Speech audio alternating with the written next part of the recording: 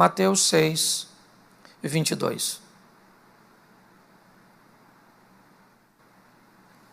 A candeia do corpo são os olhos, de sorte que, se os seus olhos forem bons, todo o teu corpo terá luz. Verso 23. Se, porém, os teus olhos forem maus, o teu corpo será tenebroso. Se, portanto, a luz que há em ti são trevas, quão grandes serão tais trevas? Feche seus olhos neste momento. Senhor nosso Deus e Pai, em nome de Jesus, que tenhamos a sensibilidade nessa noite de ouvir a Tua palavra e a voz do Teu Espírito. Que possamos nos fortalecer na Tua palavra, nos apegar às Tuas promessas e termos um entendimento que 1.000 cairão ao nosso lado, 10.000 à direita, mas nós veremos, mas não seremos atingidos. Continua conosco nessa caminhada, ó Deus. É o que nós te pedimos pelo poder do nome de Jesus. Amém. Glória a Deus. Eu quero tratar hoje com vocês esse texto, e ele diz que a candeia, ou seja, a lâmpada do corpo, elas são os olhos. E o texto diz: se os seus olhos forem bons, todo o teu corpo andará na luz. Se os teus olhos forem maus, todo o teu corpo será tenebroso. Nós vamos tratar a candeia como a luz, nós vamos tratar os olhos como a mente, e nós vamos tratar o corpo como a vida. Ou seja, se eu tivesse que reformular esse texto, eu diria: se a sua mente for iluminada, a sua vida será levada para um outro patamar. Nós vamos conversar um pouco sobre isso, sobre a maneira de enxergar as coisas, porque o texto não está falando de uma visão física do nosso globo ocular. Se o texto dissesse que os nossos olhos, se os olhos forem bons, a nossa vida, ou seja, o nosso corpo andará na luz, bastava um óculos com uma lente para melhorar a sua visão, e isso resolveria seu problema. Se o seu problema fosse conjugal, bastava colocar um óculos que lhe oferecesse uma boa visão do seu parceiro, do seu companheiro. Se a sua dificuldade fosse entender seus filhos, bastava colocar uma lente apropriada para a leitura dos filhos. Se a sua dificuldade fosse com as coisas que estão perto, bastava, colocar uma lente para perto, para longe, uma lente para o sol. Se o texto estivesse falando dos nossos olhos simplesmente, bastava colocar uma lente apropriada e teríamos então uma visão nítida, correta, equilibrada do ambiente que estamos enfrentando, os desafios. Porém, não é isso que a Bíblia está dizendo. Quando a Bíblia vai falar se os seus olhos forem bons, na verdade, ela está falando da nossa mente.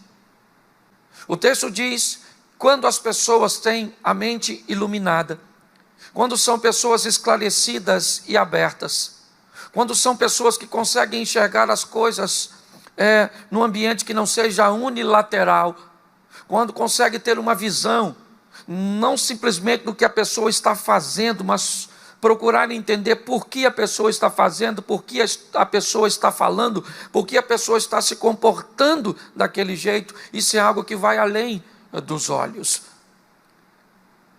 Quando o texto diz, os nossos olhos, eles são a candeia do corpo. Quando nós olhamos para o Salmo 119, verso 105, nós podemos entender isso: pastor, então como é que eu posso trazer luz para a minha mente? Porque me parece que a proposta é o seguinte: ilumine a sua mente, e uma mente iluminada levará ações para a sua vida. Por isso que a candeia são os olhos. Se os nossos olhos ou a nossa maneira de enxergar as coisas forem boas, de visualizar as coisas forem boas, inevitavelmente ela conduzirá a nossa vida a uma vida de sucesso, a uma vida de satisfação, não uma vida sem luta, não.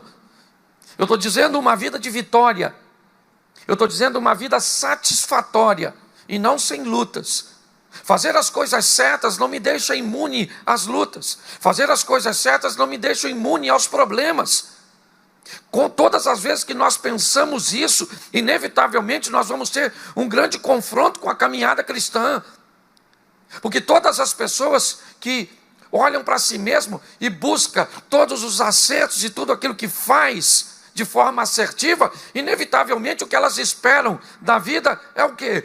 Não ter problema nenhum. Se eu estou fazendo tudo certo, por que é que eu vou ter problemas? Se você pensar assim, provavelmente você vai ter sérios problemas na sua caminhada de fé. Fazer todas as coisas certas certamente nos levará a abstermos de grande parte dos nossos problemas, mas não de todos. Por mais esperto e hábil que você seja, por mais assertivo que você seja para realizar algumas tarefas em algumas áreas, ainda assim você terá problema. Crie seus filhos da melhor maneira possível e saberá que algum tipo de problema ele vai te dar. Lide com o seu casamento da melhor maneira possível e você saberá que mesmo assim você ainda terá alguns problemas conjugais. Lide com a igreja de uma forma correta, de uma forma sábia, e você vai ver que ainda assim você terá problemas em todos os ambientes. Sermos assertivos e fazermos as coisas certas nos livrarão dos grandes problemas, mas não de todos. Em todas as áreas da nossa vida, os problemas sempre estarão presentes. Jesus disse: enquanto tiverdes no mundo, vocês tereis aflições. Tem de bom ânimo para prosseguir até o final. Mas é assim que as coisas funcionam. Quando nós olhamos hoje para a mente das pessoas, o problema exatamente está ali. Uma mente ruim, uma mente em trevas, porque a grande caminhada, né, e o grande segredo da vivência é o seguinte: é entender o que controla nossas ações. Na verdade, é a nossa mente. O que vai levar o nosso corpo ou a nossa vida para uma vida de sucesso ou uma vida de fracasso são as nossas ações. A lei que foi deixada para nós é a lei da semeadura. Deus não se deixa escarnecer. Tudo que o homem semear, isso também ele ceifará. Quando eu digo para você e para mim aqui, vamos pegar a luz e vamos jogar na nossa mente, eu pego o Salmo 119, verso 105. Lâmpada para os meus pés é a tua palavra e luz para o meu caminho. Quando eu quero iluminar a minha mente, o que eu coloco nela? O que a Bíblia diz que vai iluminá-la? A palavra de Deus, os conhecimentos de Deus. É isso que vai iluminar a minha mente. E uma mente iluminada, ela faz o quê? Ela envia boas ações, boas escolhas para a minha vida.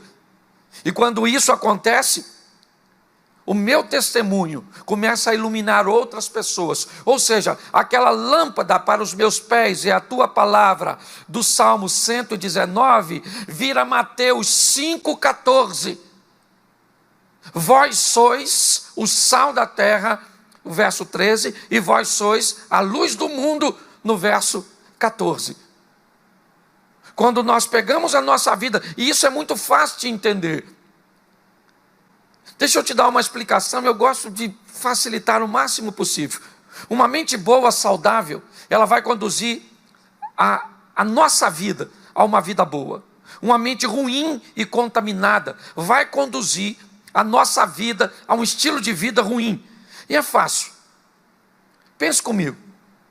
Se você olhar para um caminhão carregando no almoxarifado de uma empresa, madeira compensado, parafuso, espuma, tecido, verniz e lixa.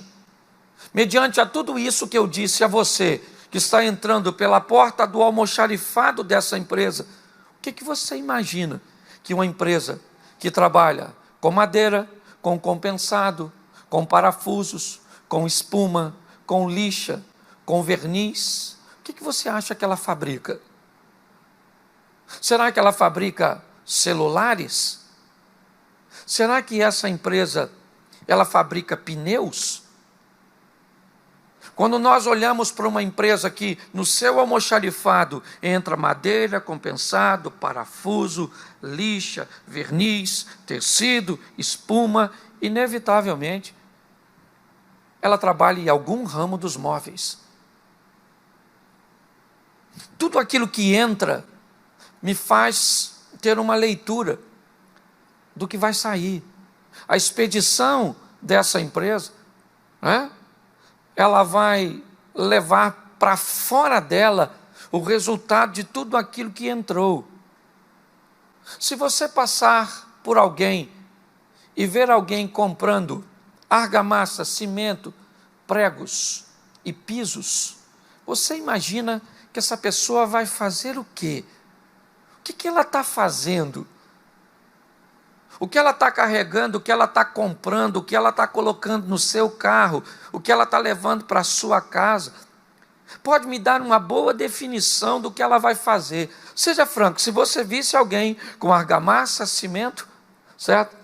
Com pregos, com pisos, provavelmente você diria na sua mente, essa pessoa está fazendo uma obra na casa dela. E o que ela quer com isso? Ela quer conforto. Olha só, você não sabe quem a pessoa é, você não sabe onde ela mora. Você passou na frente de uma empresa, você sabe pouquíssimas coisas, mas você é capaz de ter um discernimento que vão além dos olhos. Os olhos físicos vão mandar uma mensagem para a sua mente e ela vai buscar compreender o que está acontecendo. E você vai descobrir que aquela pessoa está realizando uma obra.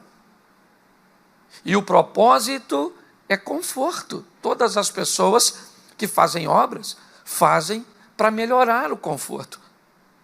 Se você passasse por alguém e se deparasse com esse alguém com carne, linguiça, sal grosso, carvão, você imaginaria que essa pessoa está fazendo o quê? Uma obra? Provavelmente não. Essa pessoa vai fazer um churrasco. Mas você não sabe. Não, mas o que ela está carregando, o que ela comprou, o que ela está levando, o que está debaixo dos seus braços, o que ela colocou no seu carro, está dizendo para você o que ela vai fazer. Ao contrário da outra que ia fazer uma obra, essa vai viver um momento de lazer ou de comemoração. Olha só em observar as pessoas, nós podemos ter uma noção de que o que está entrando nelas, o que elas estão fazendo, o que elas estão levando para a sua casa, para a sua vida, vai me dar uma noção do futuro dessas pessoas, sementes. Vamos imaginar alguém indo comprar drogas. Então vamos lá, o indivíduo foi uma boca de fumo para comprar drogas, o que ele vai fazer? Um churrasco? Não, ele vai se dopar. Qual é seu propósito? É alimentar seu vício. Quando nós olhamos, e é essa a grande questão, quando nós olhamos para as pessoas e olhando para nós mesmos, e vemos as nossas literaturas, os nossos grupos de redes sociais, os nossos amigos, na verdade nós estamos apresentando para o mundo quem somos nós. Nós estamos oferecendo uma informação. Mas nem sempre isso é verdadeiro. Sim, é verdade. Quem aqui, talvez você seja um vascaíno, ou um flamenguista, e pelo contato com seus amigos, vamos supor que você fosse um vascaíno, e o Flamengo vai jogar contra o Fluminense, e você tem um grupo de amigos que são flamenguistas, e eles são muitos seus amigos, e você gosta de futebol, mas você é vascaíno, você não é flamenguista, mas você vai para a torcida do Flamengo naquele dia, porque seus amigos estão ali, e qualquer um que te vê na torcida do Flamengo, inevitavelmente vai pensar que você é flamenguista, porque as pessoas que estão ao seu redor, elas são flamenguistas. Quando nós olhamos para essa definição, é muito importante nós entendermos o que é que nós estamos permitindo entrar na nossa vida, o que é que nós estamos levando para a nossa casa, para o nosso contexto. Por que nós estamos vendo pessoas tão desanimadas? Por que nós estamos vivendo e vendo pessoas tão pessimistas? Porque elas estão ouvindo histórias de pessimismo. Elas estão ouvindo e vendo notícias de morte, inevitavelmente.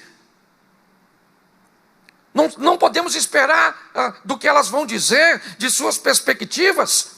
Elas contam todas as suas desgraças para no final, num tom extremamente pessimista, sabe? Numa coisa bem pequenina, dizendo assim, ela diz assim, não, porque o dinheiro foi embora, porque o vírus está matando todo mundo, porque a corrupção está aí instalada, porque o caos está aí. Mas Deus é fiel, sabe? Mas no final vai dar tudo certo. Elas contam todas as coisas ruins, sabe? Com uma voz enfática, ok? Com uma mente totalmente robusta, enriquecida das tragédias, dos problemas. Mas quando vão falar de Deus, aí é bem tímido. Vamos prosseguir em oração. Vamos continuar, porque Deus sabe de todas as coisas. Ele é fiel. Quando eu olho isso numa ótica humana, talvez eu consiga encontrar fé. Mas quando eu vou olhar com a mente proposta aqui, eu vou olhar que na verdade o caos se tornou muito mais forte para essas pessoas. A crise se tornou muito mais poderosa. Eu cheguei à conclusão de que o mal vai prevalecer. Eu cheguei à conclusão, sabe, que Jesus, ele está e tem que voltar o mais rápido possível. Ok? E eu não tenho problema nenhum no que diz respeito a isso. Eu só preciso fazer com que, em primeiro lugar, eu mesmo sobreviva a tudo isso de uma forma que continue acreditando que Deus está onde sempre esteve, no controle de todas as coisas, que Ele é um Deus todo-poderoso e que o que vale não é o que está acontecendo ao meu redor, é aquilo que eu estou levando para a minha casa, é aquilo que eu estou levando para a minha vida, é aquilo que eu estou permitindo entrar no meu coração. Eu preciso entender que tipo de mercadorias eu vou receber no meu almoxarifado, porque dependendo do que vai entrar no meu almoxarifado, eu vou saber de antemão o que vai sair na minha expedição. As pessoas que olharem para nós temos que amadurecer esse entendimento. O texto está dizendo, ele é tão poderoso, que ele poderia simplesmente dizer, olha, os seus olhos, ou seja, a sua mente, a candeia do corpo são os seus olhos ou a sua mente. E se os seus olhos, se sua mente for boa, o seu corpo viverá na luz. O seu corpo, a sua vida viverá de uma forma extraordinária. Mas se os seus olhos forem maus, se a sua maneira de enxergar as coisas forem negativas, se sempre você olhar de uma forma nociva, destrutiva e pessimista, você leva a sua vida para um ambiente tenebroso de caos. Mas ainda há algo muito pior que uma mente tenebrosa. É o que termina o verso 23. Se, portanto, a luz que há em ti são trevas, quão grandes serão tais trevas? Bom, ele está me dizendo uma coisa, se a luz que há em ti são trevas, não pode. Ou é luz, ou é trevas. Como é que ele diz? Então quer dizer que se a luz que há em mim são trevas? Isso precisa ser redefinido. Se eu olhasse para você e dissesse assim, bom, se a luz que tiver em você são trevas, não pode. Luz e trevas não ocupam o mesmo espaço. Inevitavelmente, a presença de uma exclui a presença de outra. Todas as vezes que as trevas chegam, para ela chegar, a luz tem que ir embora. E quando a luz chega, ela manda as trevas embora. O que a Bíblia está dizendo? A Bíblia diz, tem gente que está numa situação tão tenebrosa, que conseguiu ver nas trevas luz. Tem pessoas que o caos, o mal, a cegueira, tomou conta de uma tal forma que ela está em trevas, mas ela pensa que está na luz. E quem pensa que está na luz não precisa procurar a luz, porque para ela aquilo é luz. Quantas vezes nós conversamos com pessoas que descrevem uma vida de pecado, uma vida de declínio, uma vida de desobediência a Deus, e nos afirmam que aquilo que elas estão fazendo, aquilo que elas estão postando, aquilo que elas estão falando, as pessoas com que elas estão se relacionando, elas afirmam categoricamente. Esses dias eu fui conversar com uma pessoa e ela me descreveu um ambiente totalmente errado. E sabe o que ela me disse no final? Mas Deus é minha testemunha que eu estou certa. E eu disse para ela, se Deus é sua testemunha, não sou eu que vou fazer parte da promotoria. Não sou eu. Se Deus é quem vai te defender nessa história, não sou eu que vou te acusar. Agora, as informações que você está me oferecendo, levada à luz da Bíblia, isso me mostra que isso é uma escuridão total e não tem luz nesse caminho, nessa decisão, nessa postura. Mas não adiantou. Na cabeça da pessoa, ela estava na luz. E para alguém que já acha estar na luz, você está mostrando a luz a ela por quê? É importante nós entendermos isso, porque hoje as nossas redes, principalmente, descrevem muito do quem somos. As postagens, a leitura que fazemos das postagens dos outros, as observações. Eu digo hoje para algumas pessoas que vão se relacionar, pastor, qual é a primeira dica que o senhor me dá quando eu for namorar alguém? Eu digo, vê se ele tem rede social, ou se ela tem rede social. Dá uma olhada na rede social. Ali você vai ter um pouco do entendimento, ou pelo menos o início, do que essa pessoa está fazendo, do que ela está postando, de como ela quer que as pessoas as vejam. Veja que tipo de comentário elas fazem, né, nas postagens dos outros, quem ela curte. Eu, por exemplo, fui saber outro dia desse, eu não sou muito ligado nessa era aí digital, que se eu curtisse alguma coisa, se eu pegasse o meu dedinho e colocasse no coraçãozinho, eu estava mandando uma mensagem para todo mundo que eu estava validando aquilo que eu estava curtindo. E eu não sabia. Para mim, apertar naquilo ali era apenas mostrar para a pessoa que eu tinha visto. Aí alguém me disse, não, pastor, todas as vezes que o senhor aperta, se alguém postou alguma coisa e o senhor apertou no coração, o senhor está dizendo para todo mundo que está vendo que o senhor está validando, que o senhor é participante daquilo, né?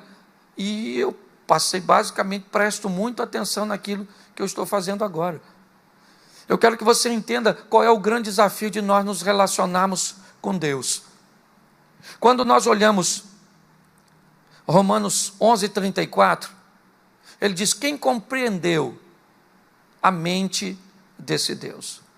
Quando Deus vai à casa de Jessé, junto com Samuel, para ungir Davi como rei, é um momento de muito desafio, pois Davi diz a Deus, ou Samuel diz a Deus, como irei eu até Belém, a casa de Jessé, para ungir um novo rei? Se Saul descobrir que eu estou fazendo isso, ele vai me matar. Deus disse a Samuel, toma uma bezerra dentre as vacas em tuas mãos e leva a fazer o sacrifício. Convida Jessé e os seus filhos ao sacrifício e posterior ao sacrifício eu irei lhe dizer o que fazer e você então ungir-me-ás a quem eu te disser. Samuel então vai com o quê? Com seus olhos. É isso. Ele não sabe quem ele vai ungir. Ele vai para a casa de Jessé, conforme Deus orientou. Ele faz todos os procedimentos. E quando chega no momento da apresentação de seus filhos, Jessé traz Eliabe, o primogênito, o mais velho, aquele que tem, que Jessé tem por propósito deixar como líder de toda a sua família. E quando Samuel se depara com o primogênito, um homem forte, era um dos soldados do exército de Saul, ele tinha todos ali os requisitos para ser o rei. Era um homem valente, era um soldado, isso seria muito importante para um rei. Ele era o primogênito, está tudo certinho. Só que quando ele olha, Deus diz para ele assim: não atente para a sua aparência nem para a sua estatura, porque eu o tenho rejeitado. Porque o Senhor não vê como vê o homem. O homem vê o que está diante dos olhos, porém o Senhor olha para o coração. Queria que você entendesse que a Bíblia, ela é toda amarradinha. A Bíblia diz que a palavra de Deus, ela é apta para discernir o que está no coração do homem. A Bíblia diz, porque o verbo, no princípio era o verbo, João, no princípio era o verbo estava com Deus, o verbo era Deus, mas o verbo se fez carne e habitou entre nós, e vimos a sua glória como a glória do unigênito do Pai. Preste atenção no que está acontecendo aqui. Samuel diz assim, 1 Samuel: Deus não vê como o homem vê o que está diante dos olhos, porém Deus olha para o coração. Ninguém olha para o coração com os olhos físicos, mas sim com a mente. Eu li para você Romanos 11:34, quem conhece ou pode conhecer a mente desse Deus? Eu mostrei para você que a Bíblia é apta para discernir aquilo que está no coração do homem. E a Bíblia também nos diz que no princípio era o verbo, e o verbo estava com Deus, e o verbo era Deus. Olha só, a melhor maneira que eu tenho de iluminar a minha mente é encher a minha mente da palavra. Daqui a 2 dias nós fazemos 80 dias lendo a Bíblia. 80 dias. Eu recebi diversas pessoas, entendendo que por ser o ano do reconhecimento, inevitavelmente, colocar as pessoas para ler todos os dias 12 capítulos, é o que tem mantido muitas pessoas de pé nessa campanha e nesse desafio. Mas eu posso garantir a você que mais da metade das pessoas que começaram não conseguiram. Daqui a 22 dias nós vamos terminar. Olhe bem, quando nós olhamos para essa estrutura, o que vemos? Como vamos iluminar a nossa mente? Porque quando eu ilumino a minha mente, ela começa a enviar ações para a minha vida. Ela começa a estabelecer escolhas. Ela começa a criar um ambiente onde inevitavelmente o sucesso e a prosperidade começa a se aproximar de mim. Por quê? Porque se eu vou me relacionar com Deus, vamos lá, os teus caminhos não são os meus caminhos. Os seus pensamentos não são os nossos pensamentos. Eu não vejo como o Senhor vê. A Bíblia me traz a proposta de andarmos com Deus. Bom, legal, extraordinário. Que Deus? Um Deus salvador, que enviou seu Filho para morrer na cruz do Calvário, o herói. E as coisas estão tão ruins, gente, no mundo de hoje, que na minha época, gente má se chamava vilão. Hoje, gente má se chama anti-herói. Olhe bem, hoje, quem vai lutar contra o mocinho, como uma pessoa de bem, trazendo o mal, não é mais vilão. Hoje, ele se tornou um anti-herói. Eu não sei se a sua mente é capaz de entender isso. Mas quando nós olhamos para esses desafios, o que vemos? Um mundo que precisa ser vencido pela presença de Deus em cada um de nós. Eu recebo a luz da palavra, uma luz, que não é uma fogueira, já falei isso aqui diversas vezes. Vamos voltar ao homem primitivo. A vida terminava com o anoitecer. Anoiteceu, o homem tem que se abrigar. porque vem a noite, e com a noite os animais ferozes saem, né?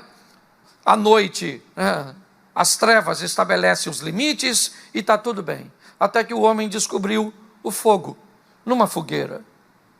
E a fogueira deu a ele a possibilidade de ter algumas atividades, e muito mais do que isso, de se proteger dos animais. O fogo ali numa fogueira dava a ele 3, 4, 5 metros. Ele podia manter algum tipo de atividade ao redor daquela luz. Era muito limitado, mas era o que se tinha, até que ele descobriu uma tocha.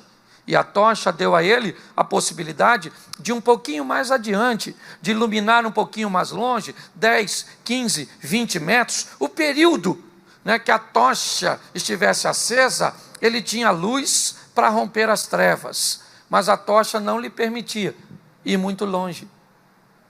Então, o combustível apareceu. E o combustível, ele diz que enquanto ele existir, a luz está acesa. Lembra? O fogo arderá continuamente sob o altar. É assim que funciona. Enquanto tivesse combustível, tinha fogo. Sem combustível, o fogo acabava, a luz se extinguia. Hoje, o que vemos ainda nos dias de hoje, pessoas ao redor de fogueiras, extremamente limitadas, e temos que conviver e respeitar a fogueira dessas pessoas. Por favor, não queira oferecer combustível de imediato para alguém que ainda está ao redor da fogueira, com pensamentos. Esses dias um amigo meu postou assim: porque os sonhos de Deus vão se cumprir, e alguém fez um comentário embaixo dizendo: que heresia, Deus não dorme. Se ele não dorme, como é que ele sonha? Como é que você vai discutir com uma pessoa que faz um tipo de comentário desse? Você não tem como discutir. Quando nós olhamos para a fogueira de algumas pessoas, de alguns membros, nós temos que entender que essa ainda é o seu estilo de vida. Sua visibilidade é muito pouco, suas limitações são muito grandes. E nós precisamos, com muito amor, entender. Algumas pessoas já pegaram suas tochas e já foram um pouquinho mais adiante, e já consegue enxergar, já consegue viver e provar algumas coisas. E outros conseguiram o combustível. Enquanto ele existir, nós vamos rompendo as trevas. Sabe, lâmpada alta, não se pega uma lâmpada, está tudo entrelaçado, e coloca embaixo. Todas as vezes que se pega uma lâmpada, põe no velador, põe em cima, para que ela dê amplitude, para que ela ilumine, para que ela consiga levar a nossa mente, o nosso pensamento, o nosso raciocínio, para um outro estilo de vida. Hoje nós vemos pessoas andando ao nosso redor com tochas, com uma visão limitada. Hoje nós vemos ainda pessoas ao redor de fogueiras, e hoje vemos pessoas também com bastante combustível. Mas esteja você ao redor de uma fogueira, esteja você com uma tocha na mão, ou com uma candeia, com uma lâmpada, cuidado com a presunção. Estejamos nós em um dos 3 estágios, que venhamos entender e respeitar o estágio do outro, que venhamos buscar dar uma olhada na nossa mente, e principalmente no nosso almoxarifado. Sabe, eu queria fechar essa palavra aqui, pedindo para que você tenha cuidado com o seu almoxarifado. Todas as vezes que parar alguma coisa por ali, não abra a porta de imediato, não. Descubra o que é que vai sair daquele caminhão, daquele ambiente, daquela frase, daquele grupo, daquelas pessoas, porque o que vai entrar ali é que determina o que vai sair lá na frente. Seja um pouco mais seletivo, né, dessas entradas, para que tenhamos mais êxito quando olharmos lá para frente, para que aquela luz do Salmo 119 traga para nós a luz de Mateus 5. Uma luz que recebemos pela palavra, lâmpada para os meus pés.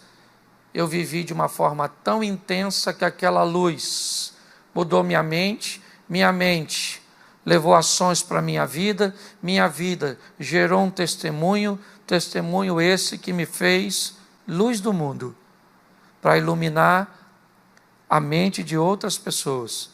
Eu acho que o grande desafio de todos nós é exatamente esse. Temos um estilo de vida que agrada a Deus. É a brincadeira que sempre fazemos. Não queremos ser melhor que ninguém. Queremos apenas nos tornarmos melhor que nós mesmos. Ou seja, hoje somos melhor do que ontem. E amanhã, melhor do que hoje. De fé em fé, de glória em glória. Entendendo que a nossa prova não é de velocidade, mas de resistência.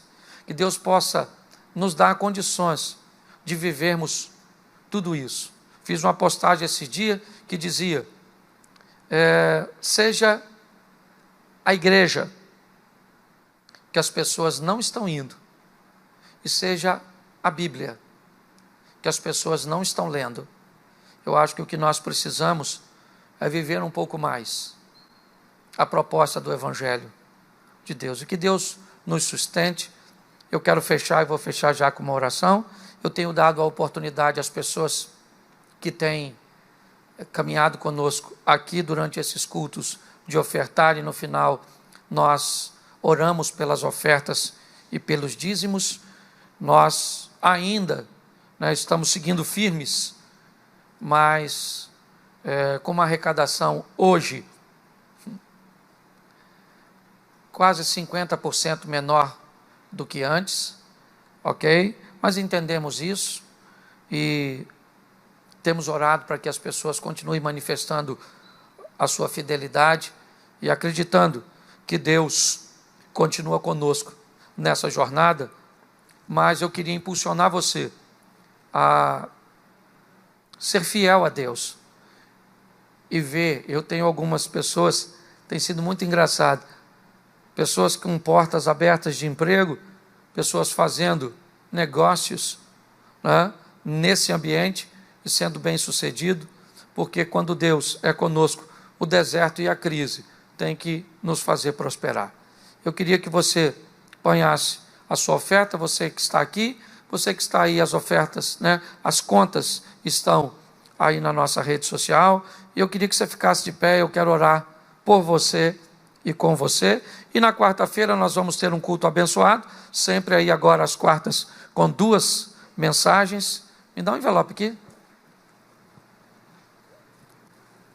2 pregações de 15 minutos na quarta-feira, ok? E nós vamos ter gente dirigindo o culto, orando pelas ofertas. Vai ser uma bênção. Isso aí. Feche seus olhos. Deixa eu pegar.